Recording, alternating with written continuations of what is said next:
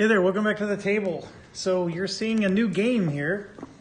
The game we're going to go over today is After the Empire by Gray Fox Games. This is not a solitaire game.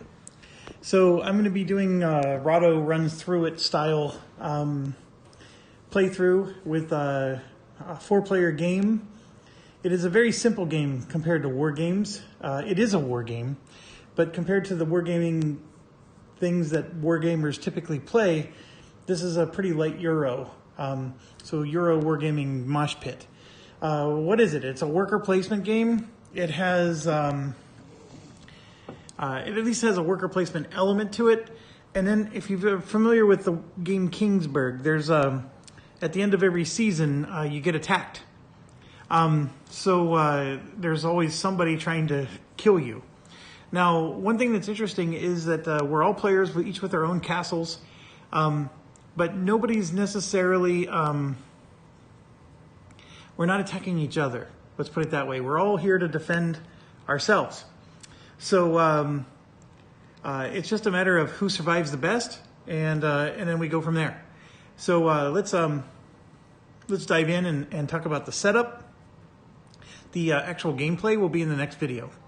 So first of all, you're going to have these little square cards here. These are your, basically the enemy deck. So what we'll be doing is we'll be revealing them. And for example, see how this has arrows pointing, coming from the north to the south.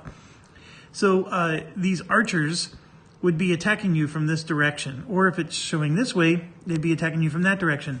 So one of the things you're actually asked to do is when you shuffle this deck, you have to also rotate them. So see how they're all pointing different directions? And you need to preserve the direction. So whenever you draw from the deck, you need to always like flip it the same way. Because if I flip it this way when I draw the deck, or if I flip it this way when I mean, it actually can change the outcome of the direction it's pointing. So you do want to be consistent. And I can just tell you that after playing this a few times, that was annoying as all get out. I think it was a neat little concept that the designers came up with. I definitely appreciate that they put some serious thought into it and they made the cards square so you can rotate them. But to be quite honest, what we did is we implemented this. The 1, 2, 3, 4, and I'm just rolling a 4-sided die, which did not come with the game. You know, I roll a 3, and then they're just going to be coming in with that orientation. That's what we do. The other thing is like when you're playing a 4-player game, there's going to be someone sitting across the table from me. So when you have one of those cards that says they're attacking from this direction, like the direction that I'm pointing, for me, they would be attacking from my north. But for them, that's attacking from their south because they're going to have their own castle in front of them. And to come from this direction is the south for them, where it would be the north for me. And that does add some interesting dynamics to the game that I'm not going to be able to replicate for you unless I want to get really crazy with how I orient my castles. Like I could switch the whole tableau around, I guess. But I think in the end, it's really a minor thing, but I just want you to understand, though, that just if my right castle wall is super powerful, that might be, you know, I might take a huge attack on my right side, but for somebody else, it's their left side. It does add some, for the games that I played, it is interesting. And because, you know, the players can't all just assume everything's going in the same direction. But in this playthrough, they will because all 4 of them are facing me. And, of course, I have the same orientation in all 4. So if I roll a 3 and find out that they're coming from, you know, that side, well then, you know, all 4 of the examples we're going to do are all going to come from this side. And actually for my own sanity, that might be a good thing. So you have that deck, and then you have to do the same thing with this square deck over here, and that's what's called the siege deck. And it's the exact same principle. You need to not only shuffle them, but you have to continually change the orientation of them, and it's the exact same thing. That determines what kind of siege the enemy does, and of course the other ones are determining the enemies that come. And you'll have a blue deck, you shuffle that. You have a purple deck, you shuffle that. And then the green deck, you shuffle. The blue being buildings, the green being secret objectives, end game, and then the green being refugees. Okay. Once you do all that, the only other things you need to do for the board setup is we have to put this little catapult here on the first catapult space. It'll make more sense what this means, but this is the bandit or the enemy threshold, if you will. It basically prevents people from gaming the system, and it'll become more clear later. But right now, that's where it starts. It starts on the 0 spot. I think the rules say whoever last visited a castle gets to go first, but it's not the turn order. It's they get to go first. There's these yellow cards here that have refugees on them. There's 5 of them, and they would be the first to get to pick one of these cards. And then based on the number that they pick, that will determine the player order, and we'll get to that in a second. Everybody also gets another yellow card, which is the barracks. They start with 1 building and 1 refugee, everybody. The building is barracks for everybody, always. The refugee will be based on whoever, whatever selection you take. Okay, so we'll take care of this in a second, because this is more of the last thing we'll do. But I just wanted to help you understand like what these cards are for, and the player turn order we can't determine yet because we have to do this. Okay, so what do we do with the actual player board? Well, the player board itself is going to be surrounded by these. So this is a level 1 farm because it has 1 basket of bread. This would be a level 2, so because it has 2. It also has this little swirly stuff around the edge, but that should be the 2 ways you can visually see it. Level 1 farms start in all 4 sides. This game is an orthogonal game. There's no such thing as a diagonal attack or, anything like that. Everything's orthogonal. So the walls are orthogonal, the bread and the farms are orthogonal, and as long as you understand that, you're fine. You're going to have a stockpile of 3 of these brown cubes, which is wood, 1 iron, and 2 stone. Okay, and I'm putting the stockpile here. I mean, technically there's a spot right here for you to put your resources. It's up to you. There's no rules that dictate one way or another. And then I started to, whoops, my camera started to fall apart here. And then I started to fill it in. So you need to pick 1 gate. A gate's going to be, of course, where the gate is. The gate will only have 1 little slot on the top of it, so it's pretty easy to identify. And you can orient it any way you want. So like for this one, for example, I oriented it to the south. And then you need to fill in 3 walls around it. And so let me grab 1 more and put those in. And they got little doohickeys that you plug in. And it plugs in really nice. This is the neoprene mat. And then over here I have the hard... They have a hard cardboard mat. They're both excellent. The neoprene mats are awesome. So are the hard cardboard ones. It's really your choice, but you have a copy of both that came with the game. So no complaints at all about these mats. And the neoprenes are really easy to read. Okay, so once you fill it in, then you have to do you have to basically fill in the walls. So you can see here I got 2 of them in, and so you just fill in all the holes. What are these holes? They're hit points. So basically when the wall takes damage, you would remove one of these cubes from the wall, and then once all the cubes are removed, if it takes 1 more hit, then the wall itself gets destroyed, and then you would have to rebuild it. Otherwise, you can just refill the cubes. There's a particular action that does that. So everybody gets their castle. The only real difference is the gate. So this gate's facing south. If all 4 players want to have a south-facing gate, you can do that. But everybody gets to decide where they're going to go. Now, one thing that some players like to do is, because technically when you set up the first round, this first card is revealed, and you're going to have an idea of which direction they're going to attack, at least on the first round. The rest of the game, not so much, but in the first round you'll know. And some people might want to not put their gate in that direction in the beginning. I frankly don't think it's that big of a deal, but I was in a game where, people were, it was almost argued like when you set up the game, do you get to see that card first before you determine where your gate is during setup? I mean, that's how far the argument went. And the rules don't really say, and maybe if the designers are watching this, they can point that out. I'm sure you can clarify on Board Game Geek. I frankly don't think it matters, just as long as you and your team sort it out first. And as far as I'm concerned, if you're anybody who's decent at any gaming at all, it shouldn't matter. I mean, you start with more than enough troops to handle whatever's coming your way. So at least in the first round. And then you get 2 guys, and you're allowed to put them on walls if you'd like. Technically speaking, until the battle starts, these guys are everywhere. You don't finalize where they're located until the actual battle starts. So the fact that you have them up on walls doesn't mean that they're committed to that wall. So don't sweat it out or anything like that. But the important thing is you start with 2 armies that are yours. And okay, so I think we covered, so then you have to do this for every player. Every player has to set up this way. As you can tell, I haven't finished doing that for my own one that's in front of me. And, we get food too. How much food do we get? 4. Everybody gets 4 food, so I missed that part. So this guy over here would have 4 food as well.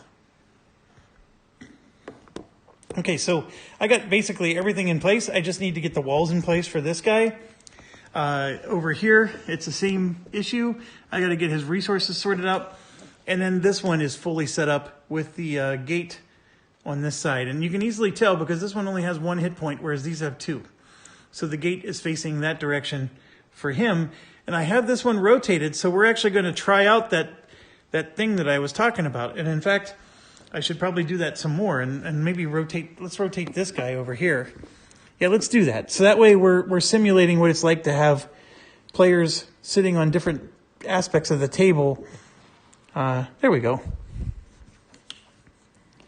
All right, that wasn't very hard to do. Okay, everybody also starts the game with one of these, and they do get to see it first before we do the next step. And before I jump into that, some more setup things. The sun here is the season identifier, so we start in season 1. The game goes 7 rounds. These flags are indicated right on the board. You just put the flags in place, and what those flags are is whoever has the highest amount of gold and succeeds in fending off the attackers will earn that flag, which is even more points. This is a game where the rich can get richer, but I have seen players sneak in from last place and win in this game. You got to be a little sneaky, but it is possible. Okay. So, and then you start with 3 workers here. And then the other 2 workers you're going to have go out on the board, and there's a spot that's located that says worker. And what happens, of course, if you're familiar with any worker placement or games like this, is as this advances and we get to that season, we unlock extra workers for our crew. I will say that this game is very worker tight, meaning, boy, you wish you had 3 or 4 more workers than you actually have. I felt like that every game I've played of this. So you have to really be mindful of what actions you do. Okay, so let's talk about the secret objective. This is, of course, it's secret in this game. I can't keep it a secret because I'm playing all the sides. I'm being a little schizophrenic here, but this one is they want to build an army, and they need to have the most army cards. See how it has that little iron symbol? And what that means is there's going to be cards, like these are refugee cards, and when you flip them over, they have little symbols on them. So I'm just looking at the bottom here. And then, there's a symbol there. So one of those symbols needs to match the, and of course none of these do. There's one. That guy matches.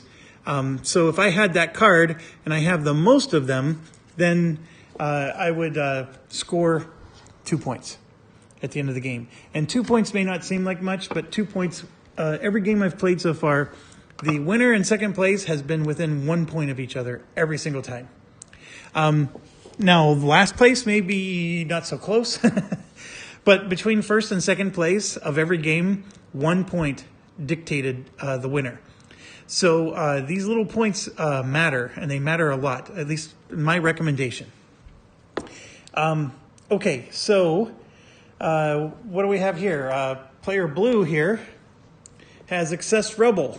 So he needs to have the most stone in his stockpile, which is just, resources that have not been spent. So he needs to have the most. So he gets 2. This guy, green here, needs to have no wooden city pieces. So he's going to start with a wooden castle like this. He needs to upgrade everything to stone. And if he does that, he gets 2. Okay, so there's no most on this one. And I can't remember if I just said this, but if you're tied with a player for the most, you still get the most. So that's something important to know. And then this guy over here, lead humbly. He needs to get the least flags, which are these. So he needs to win his sieges, but he doesn't want to be the guy who's in first place when he wins his sieges, because then if he's in first place when he wins the sieges, then he gets those flags. So that's our situation, and that's basically set up. Well, there's one other thing I forgot. Everybody has a player card. This is a very helpful card, by the way, so I do recommend it. And what I did was I just put 2 of them out, and then you can see both sides at the same time. So this one will have all the construction costs, and this one has the steps for combat, and we can go through those whenever we start playing the game. The last thing we need to do is, like I said, whoever last visited a castle gets to pick one of these. And then they just go in order from there. I don't know, please don't lose sleep over this particular who goes first on this.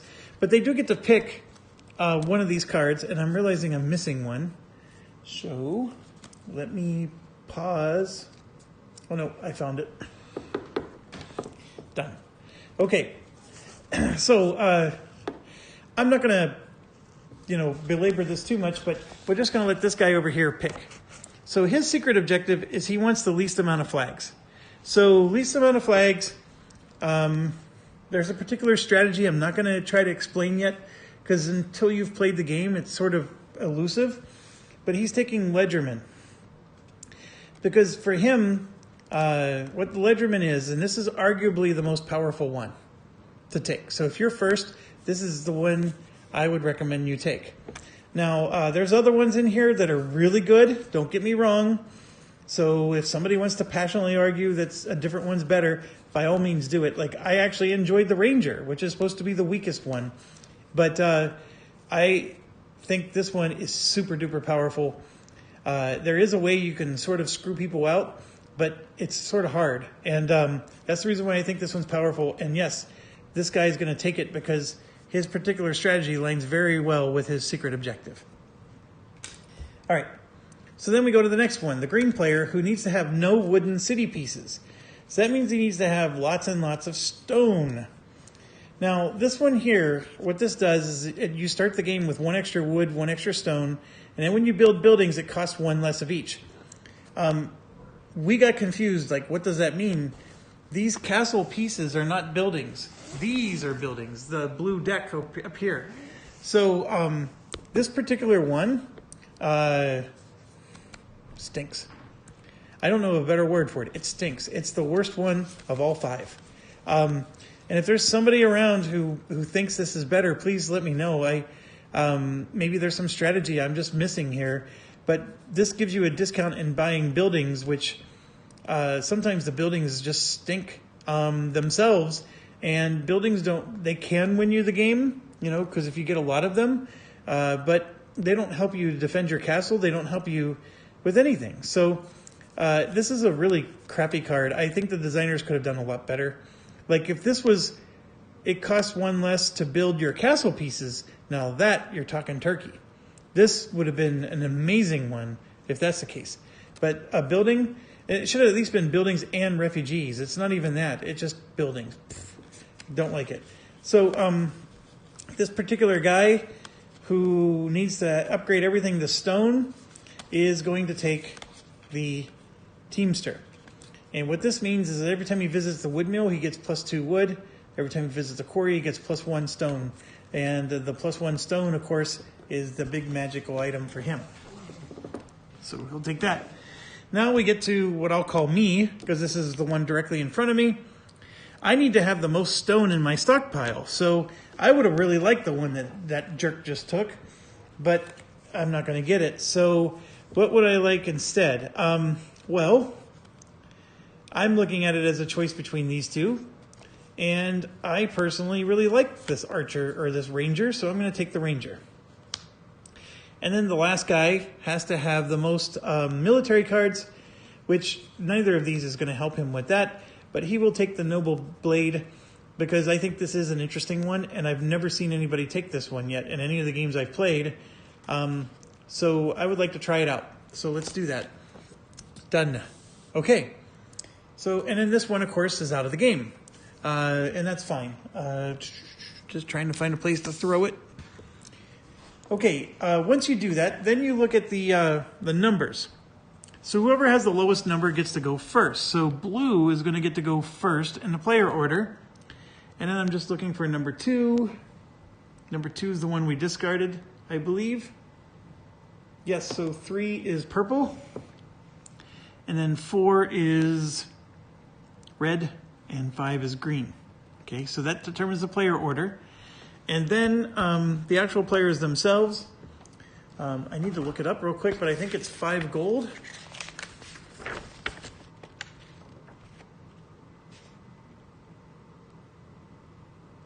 Yes, 5.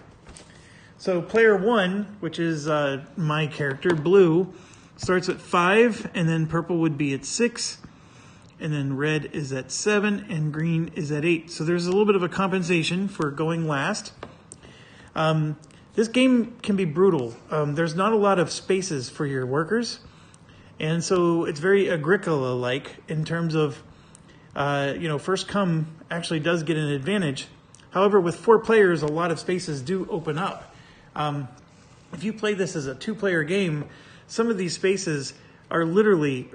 the first player gets to take it, and the second player just gets to watch from the window. At least in a 4-player game, there's 2 spots here, stuff like that. But with that being said, I think a 4-player game is going to be extremely tight. I've only ever played this game as 3 players and as 2. So this is the first time I'm trying it as 4. This is one of my curiosities. I want to see how it feels with a 4-player game. I think these worker placement spots are definitely tight.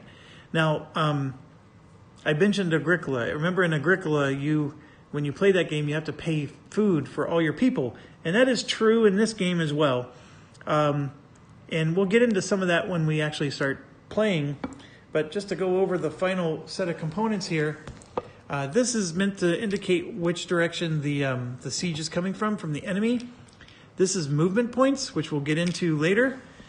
These are flame tokens, which have their own little stands, and they go on to show that your farms are burned.